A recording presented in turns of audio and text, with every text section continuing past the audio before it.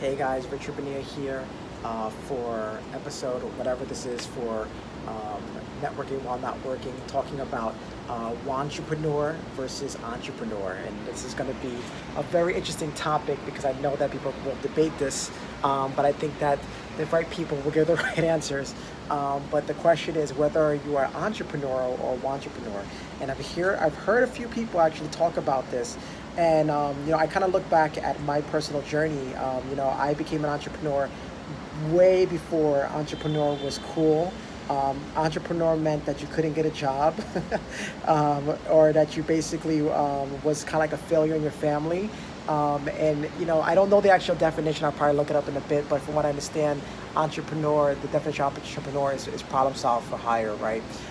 But I feel the difference between an entrepreneur and a wantrapreneur is that an entrepreneur just cannot work for anybody else.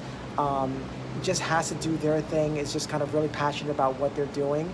I can only really relate to myself, because if I kind of share with you my personal journey, I started out. Yes, I had entrepreneurial tendencies, as they call it, or that's what I call a wantrapreneur. It's not a negative thing. People may think it's a negative thing, but I had entrepreneurial tendencies. So at the beginning, there was many businesses that I wanted to try and that I did, that I was somewhat successful in, and but at the same time too, I wasn't like fully engaged in it. I wasn't really to kind of put it all on the line, right?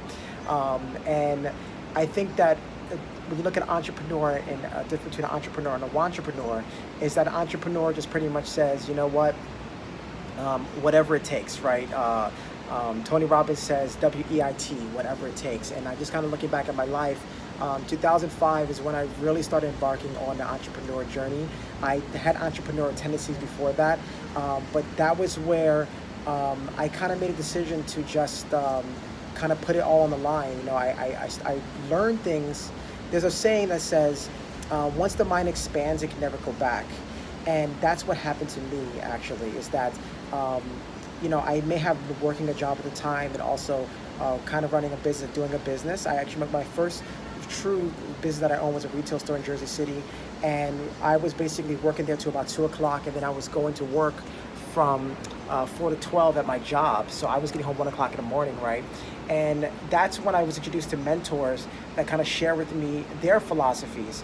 Because prior to that, I was spinning in circles. I was not really accomplishing much, but it wasn't until I got involved in the business with amazing mentors where I learned the skills necessary. And there's a saying that says, once the mind expands, it can never go back, right?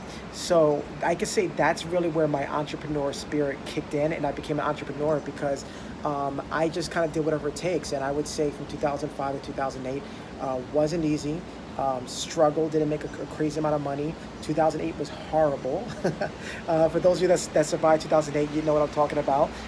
But that's actually where we had the crash here in the United States. If you don't even know what the crash is, just trust me, something is coming your way. But we had the crash here in the United States, and all my businesses almost went to zero. I pretty much lost everything. I was living with different people. I was homeless at the time. I was sleeping. I slept on the bench a couple of times myself. Have some great stories behind that. But during that time, I was actually still running a business. I was still building a business. I had about 2 businesses that I was doing, and my employees had no clue. Not employees. My clients had no clue my situation, right? And also people I was working with about the business and the teams that I was building didn't really know what I was going through either, right? So to me, that's entrepreneurship, right? You don't have to do what I did. You can learn from my mistakes and you can prepare to launch better. I kind of launched and fell and deciding to like repair the plane. I kind of repaired the plane as I was like moving along and kind of drudging along the ground. But when I look at people who say they're an entrepreneur, a lot of people are saying they're entrepreneurs because they feel it's cool, right? Because, if I say I'm an entrepreneur, it's cool. But being an entrepreneur is actually not cool. Every single day you're putting out fires.